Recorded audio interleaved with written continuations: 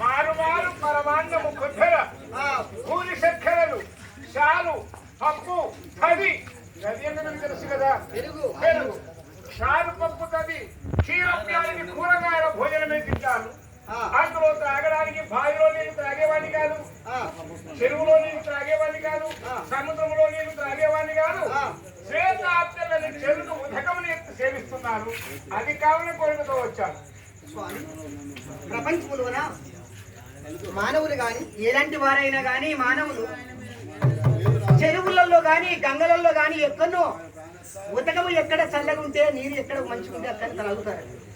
కానీ క్షీరప్యారని కూరగాయలు మరి పెరుగుతోటి ఇలాంటిగా అన్ని ఉన్నాయి.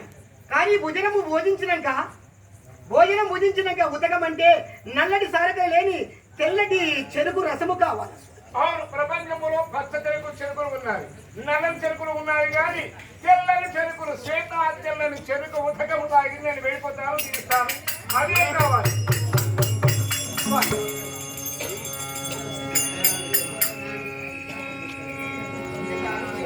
మహారాజా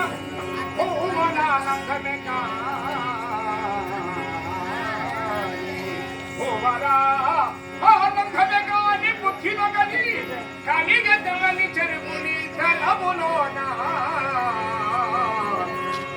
మంచిది ఒకవేళ కొసగకున్నా యాపములు రెండు మీరిన నదియునల్లా నీ చేతి పూజలులా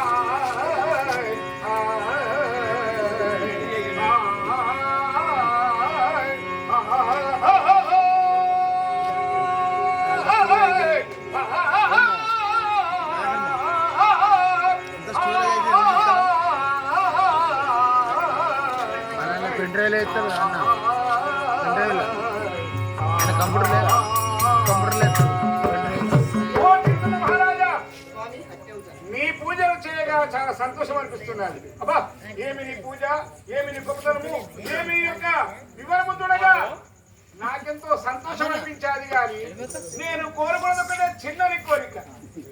ఆ శ్వేత అద్దెలని చెరుకు ఉదకములు తెచ్చి నాకు ఇచ్చినవి త్రాగి నేను దీవిస్తాను. అది తెచ్చినప్పుడనగా యామము 2 మీరక ముందే, 2వ యామం అంటే 12 గంటల మితి మీరక ముందే తెచ్చి ఇచ్చినట్లయితే నేను త్రాగి సందర్శించి నేను దీవించి వెళ్ళిపోతాను. అది నాకు కావాల కోరిక ఉంది. అట్లయితే ముద్ర బిడ్డలు సాగు అయింది.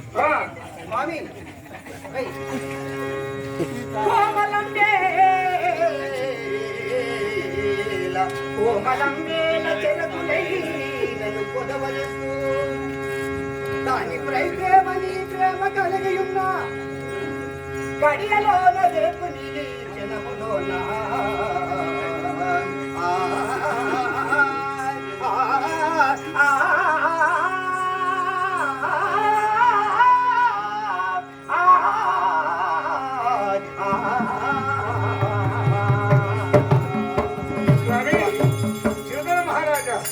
కోమలం వేళ ఇంకా పొదవలేలా తెల్లని చెరుకులకై నీ ప్రేమ కలిగి ఎచ్చటనైనా వెళ్ళైనా వెతకి ఎత్తు ఈ క్షణములోన.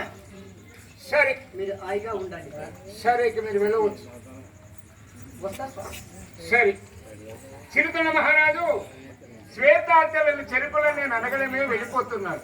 అవి ఎక్కడ ఉంటున్నది? మానవుడు దున్ని విత్తనం లేని పంట మంచుకొండలో ఉంటున్నది, మా సమీపంలో ఉంటున్నది. అక్కడికి వెళ్ళి తెస్తాడా లేక తిరిగి వస్తాడా? ఇతని భక్తాత్మాయములు గుణగణములు తెలుసుకోవాలని ఆ కోరికనే కోరాను. ఇప్పుడు అతను విరలోన అంధకాలం అనగా చీకటి కల్పిస్తాను, చీకట్లో త్రోవ కనిపించకుండా చేస్తాను. ఆ విధంగా బాధలు తట్టుకొని వెళుతాడా తిరిగి వస్తాడా? ఊరుమ మెరుపులతో శిలావర్షము కనిపిస్తాడు. ధర కలిగినట్టు భూమి కలిగినట్టు వర్షము కనిపించి ఆ వర్షము నీళ్ళలోన ధర కలిగినట్టు చేస్తాను. ఆ విధంగా ఆ బాధలకు తట్టుకొని వెళుతారా? నాకేం కష్టం ఈ చీకట్లో వెళ్ళడానికి. ఈ వానలు, ఈ ఉరుములు, ఈ మెరుములు, అనేకంగా వర్షము, ఈ వర్షములో నేనెక్కడికి వెళ్ళాలని తిరిగి వస్తాడా?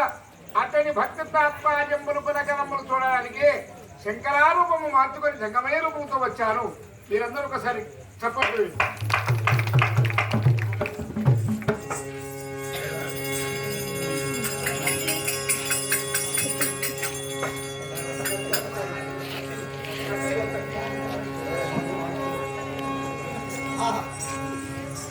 రమ్మండి వీడు ఒకసారి.